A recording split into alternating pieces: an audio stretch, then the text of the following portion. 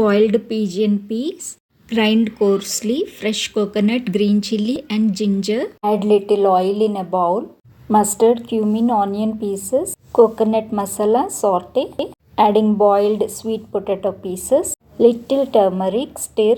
Grinded little portion of pigeon pea and added both into the seasoning masala, followed by adding mint and coriander leaf, little garam masala. Gently mash and give it a good stir.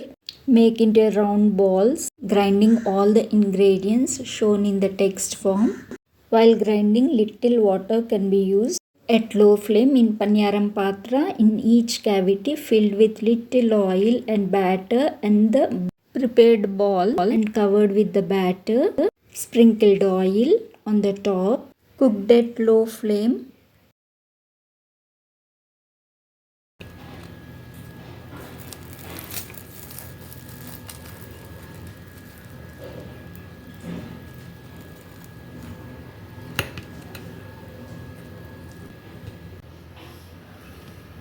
Welcome to Rupa King Vlogs. Please consider subscribe and like. Thank you.